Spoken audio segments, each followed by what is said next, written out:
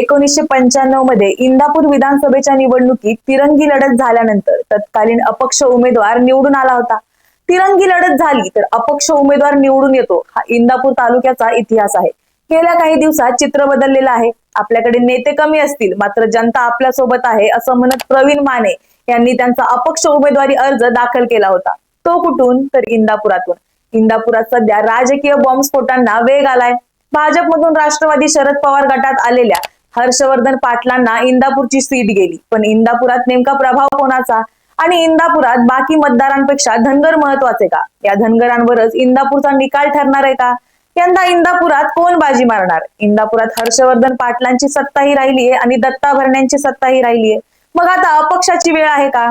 जाणून घेणार आहोत प्राईम संवादच्या आजच्या भागात. नमस्कार, मी सारिका. प्राईम संवाद या युट्यूब चॅनल वरती आपणा सर्वांचं स्वागत करते. महाराष्ट्राच्या राजकारणात गेल्या काही काळात राष्ट्रवादी, शिवसेना यासारख्या राजकीय पक्षांमध्ये फूट पडल्यानं ही निवडणूक त्यांच्या अस्तित्वासाठी महत्वाची बनली आहे. राष्ट्रवादीचा बालेकिल्ला असणाऱ्या मतदारसंघांमध्ये आपल्याला राष्ट्रवादी विरुद्ध राष्ट्रवादी अशी लढत अनेक ठिकाणी पाहायला मिळते. इथे राष्ट्रवादीचे असलेले पारंपरिक मतदार त्यांचं मत कोणाला देतात हे पाहणं महत्वाचं ठरणार आहे. कारण जेवढा प्रभाव शरद पवारांनी निर्माण केलाय तेवढ्या सुधारणा असतील, प्रभाव असेल तो अजित पवारांनी सुद्धा त्यांच्या परीने निर्माण करण्याचा प्रयत्न केलाय. त्यामुळे जसा शरद पवारांचा फॅन बेस आहे तसाच अजित पवारांचा फॅन बेस या मतदारसंघात आपल्याला पाहायला मिळतो. आता पुण्यातील इंदापूर इथेच बघायचं झालं तर राष्ट्रवादी शरद पवार गट आणि राष्ट्रवादी अजित पवार गट या दोघांमध्ये जुंपलेली आपल्याला पाहायला मिळते. त्यामुळे इथे तिरंगी लढत होण्याचे चान्सेस आहेत. कारण काहीच दिवसांपूर्वी हर्षवर्धन पाटील यांनी भाजपमधून राष्ट्रवादी शरद पवार गटात प्रवेश केला आणि राष्ट्रवादीतील इच्छुक उमेदवारांनी बंडखोरीची इच्छा व्यक्त केली. ती इच्छा पूर्ण करत प्रवीण माने यांनी इथूनच ही निवडणूक अपक्ष लढवण्याचं ठरवलंय. आणि आता त्यांची समीकरणं काय असणार आहेत हे पाहण्याआधी आपल्याला इंदापूरचा राजकीय इतिहास पाहायला हवा. महाराष्ट्रातील इंदापूर विधानसभा मतदारसंघाला एक समृद्ध राजकीय इतिहास आहे, ज्यामध्ये पक्षीय प्रभाव आणि तीव्र स्पर्धेमध्ये लक्षणीय बदल झालेत. पुणे जिल्ह्यात वसलेले इंदापूर हे फार पूर्वीपासून राष्ट्रवादी काँग्रेस पक्ष आणि काँग्रेसमधील प्रमुख राजकीय व्यक्तींचा बालेकिल्ला आहे. काँग्रेसचे ज्येष्ठ नेते हर्षवर्धन पाटील हे इंदापूरचे अनेक वर्ष ताकदीचे व्यक्तिमत्व होते. 1990च्या दशकाच्या सुरुवातीपासून त्यांनी ही जागा भूषवली आणि स्थानिक आणि राज्याच्या राजकारणात स्वतःला एक प्रमुख खेळाडू म्हणून स्थापित केलं. ग्रामीण विकास, सिंचन प्रकल्प आणि कृषी सहाय्यासाठी ओळखले जाणारे पाटील यांना कृषी समुदाय, विशेषतः प्रभावशाली मराठा आणि धनगर समुदायांकडून जोरदार पाठिंबा मिळाला. राष्ट्रवादी काँग्रेसच्या उदयाबरोबरच इंदापूरमध्ये राष्ट्रवादीचे नेते दत्ता भरणे यांना महत्व प्राप्त झाल्याने बदल झालाय. भरणे यांनी राष्ट्रवादी काँग्रेसच्या वाढत्या प्रभावाचं भांडवल केलं. विशेषतः शरद पवार यांच्या नेतृत्वाखालील पक्ष महाराष्ट्राच्या ग्रामीण भागात एक शक्ती बनला. दत्ता भरणे यांची विकास केंद्रित धोरणं आणि राष्ट्रवादीचे नेते अजित पवार यांच्यावरील निष्ठा यामुळे त्यांना इंदापूरमध्ये मजबूत पाया निर्माण करता आला. त्यामुळे हा मतदारसंघ काँग्रेस आणि राष्ट्रवादी काँग्रेस यांच्यातील महत्वाची राजकीय रणधुमाळी बनलाय. पायाभूत सुविधा, जलव्यवस्थापन आणि धनगर समाजाच्या हितावर लक्ष केंद्रित करून भरणे यांनी इंदापूरमध्ये राष्ट्रवादीचं स्थान मजबूत केलंय. आता मात्र आपल्याला इथे तिरंगी लढत पाहायला मिळणार आहे. इंदापूर विधानसभा मतदारसंघात दत्ता भरणे, हर्षवर्धन पाटील आणि प्रवीण माने यांच्यातील लढत त्यांच्यातील भिन्न संलग्नता आणि प्रभावामुळे लक्षवेधी आहे. दत्ता भरणे राष्ट्रवादीच्या फुटीवेळी अजित पवारांबरोबर गेले.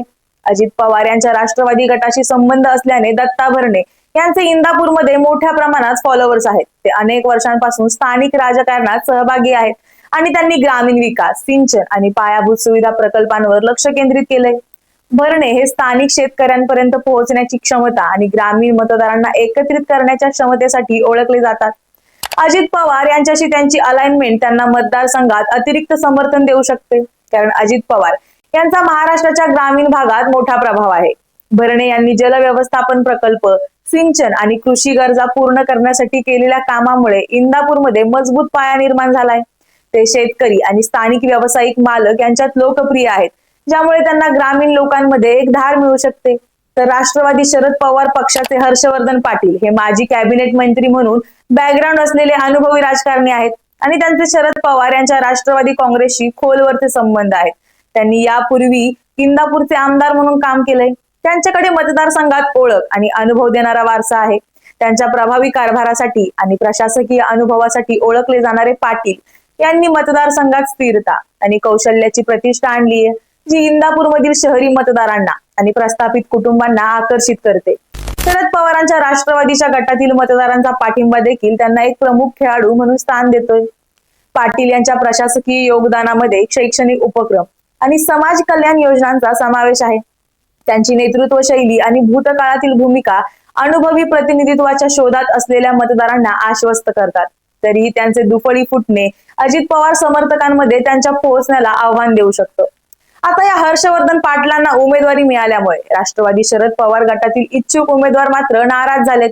त्यामुळे त्यांनी सरळ सरळ बंडखोरीचा मार्ग निवडलाय. याच बेसिसवरती प्रवीण माने हे अपक्ष निवडणूक लढवत आहेत.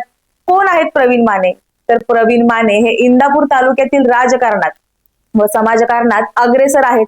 पुणे जिल्हा परिषदेचे बांधकाम आणि आरोग्य सभापती पद मिळाल्यानंतर त्यांनी तालुक्यात भरीव निधी देऊन अनेक विकासात्मक कामं केली आहेत.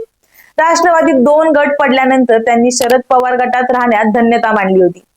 लोकसभा निवडणुकीपूर्वी त्यांनी खासदार सुप्रिया सुळे यांच्या प्रचारार्थ रणशिंग फुंकून खेडोपाडी जाऊन प्रचार केला. परंतु ऐन निवडणुकीच्या तोंडावर उपमुख्यमंत्री अजित पवार आणि देवेंद्र फडणवीस यांनी माने यांच्या निवासस्थानी जाऊन भेट घेतली. त्यानंतर त्यांनी माने यांनी पत्रकार परिषद घेऊन अजित पवार यांच्या पक्षाचा उमेदवार सुनेत्रा पवार यांच्यासाठी काम करणार असल्याचं स्पष्ट केलं होतं. माने यांच्या या अकल्पित निर्णयानंतर त्यांच्यावर दबाव तंत्राचा वापर केला गेला असल्याची चर्चा आतापर्यंत रंगत होती. जिल्हा परिषदेचे माजी सभापती प्रवीण माने हे सोनाई परिवाराचे प्रमुख दशरथ माने यांचे चिरंजीव आहेत. सोनाई उद्योग समूहाच्या माध्यमातून त्यांनी हजारो युवक, महिला, पुरुषांना नोकरीच्या संधी उपलब्ध करून दिल्या आहेत. तसेच विविध सामाजिक कार्यात माने परिवाराचं योगदान आहे. ऑगस्ट महिन्यामध्ये सोनाई प्रतिष्ठापनाकडून सर्वधर्मीय सामूहिक विवाह सोहळ्याचं आयोजन देखील करण्यात आलं होतं. प्रवीण माने अधिक तळागाळातील दृष्टिकोनाचं प्रतिनिधित्व करतात. स्थानिक समुदायाशी संबंधित समस्यांवर लक्ष केंद्रित करतात. त्यांना पक्षीय पाठिंबा नसला तरी त्यांच्या स्वतंत्र भूमिकेमुळे त्यांना पक्षीय राजकारणामुळे निराश झालेल्या मतदारांना आव्हान करता येतंय. इंदापूरमधील दैनंदिन समस्यांसाठी एक आवाज म्हणून माने यांच्याकडे पाहिलं जातं. ते मतदारांना आकर्षित करतात, ज्यांना प्रमुख राजकीय खेळाडू दुर्लक्षित करतात. याचं स्वातंत्र्य त्याला लवचिक युती बनवण्यास अनुमती देतं. जर त्यांनी महत्वपूर्ण मतांचा वाटा मिळवला तर त्यांना किंग मेकर म्हणून स्थान दिलं जाईल. स्थानिक प्रशासन, पायाभूत सुविधा आणि सेवांची सुलभता याविषयीच्या चिंता दूर करून माने यांना पाठिंबा मिळालाय. त्यांचं कार्य विशेषतः तरुण आणि लहान समुदायांमध्ये स्पष्ट झालंय. असं असल्यामुळे आता दत्ता भरणे असोत, हर्षवर्धन पाटील नाही तर प्रवीण माने, इंदापुरात तीनही उमेदवार हे एकमेकांना तोडीस तोड आहेत. त्यामुळे आता यामध्ये मतदार कोणती भूमिका निभवतात हे पाहणं जास्त महत्वाचं ठरणार आहे. आता जेव्हा मतदाराची वेळ येते तेव्हा धनगर फॅक्टर हा निर्णय ठरत असल्याचं पाहायला मिळतंय. आता तो कशासाठी ते पाहूया.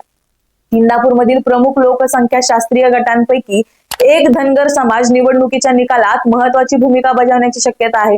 समुदायाचा आकार आणि प्रभाव म्हणजे त्यांची मतं त्यांच्या सामाजिक आर्थिक गरजा चांगल्या प्रकारे पूर्ण करणाऱ्या उमेदवाराच्या बाजूने बदलू शकतात. धनगरांसह ग्रामीण आणि कृषी प्रधान समुदायांशी त्यांचा तळागाळातील संबंध पाहता भरणे यांनी त्यांच्या कल्याणकारी अनुकूल धोरणांवर भर दिल्यास त्यांना नैसर्गिक फायदा होऊ शकतो. हर्षवर्धन पाटील यांचा राजकीय वारसा आणि अनुभव देखील धनगर समाजाला आकर्षित करू शकतो. आता अर्थात इथे जुनी पिढी येते. 1990 पासून हर्षवर्धन पाटलांचा इंदापूरमध्ये ताबा राहिलाय. या कालावधीत त्यांची धनगर त्याचप्रमाणे माळी समाज या समाजांसाठी बऱ्यापैकी कामं केलंय. त्यामुळेच धनगर समाजाचा पाटलांना सुद्धा पाठिंबा असू शकतो.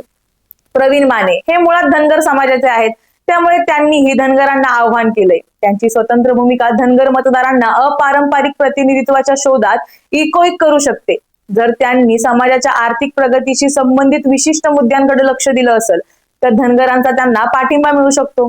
धनगर समाजाचे सदस्य म्हणून प्रवीण माने यांच्याकडे त्यांची ओळख आणि चिंता समजून घेणारे आणि प्रतिनिधित्व करणारे म्हणून पाहिलं जातंय.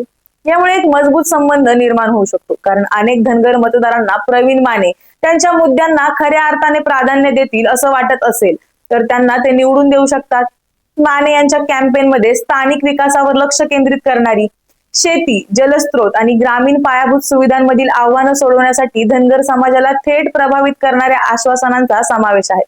या व्यावहारिक चिंतेवर त्यांचं लक्ष केंद्रित केल्याने ते मूर्त सुधारणा शोधत असलेल्या मतदारांसाठी आकर्षक निवड होऊ शकतात. इंदापूरमध्ये लक्षणीय लोकसंख्या असलेला धनगर समाज अनुसूचित जमाती प्रवर्गात आरक्षणाची मागणी करताना दिसतोय. ही मागणी अजूनही पूर्ण झालेली नाही, ज्यामुळे समाजात उपेक्षिततेची भावना निर्माण झालीय. राजकीय उमेदवार अनेकदा या मागणीला पाठिंबा देण्याचं आश्वासन देतात, परंतु प्रगतीच्या अभावामुळे विशेषतः धनगर तरुणांमध्ये निराशा निर्माण झालीय.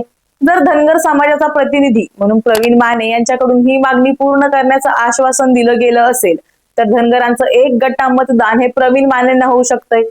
इंदापूरमधील ही तिरंगी लढत राष्ट्रवादी काँग्रेसमधील पक्षांतर्गत डायनॅमिक्स आणि महाराष्ट्राच्या राजकारणातील स्वतंत्र आवाजाची भूमिका या दोन्हींवर प्रकाश टाकू शकते.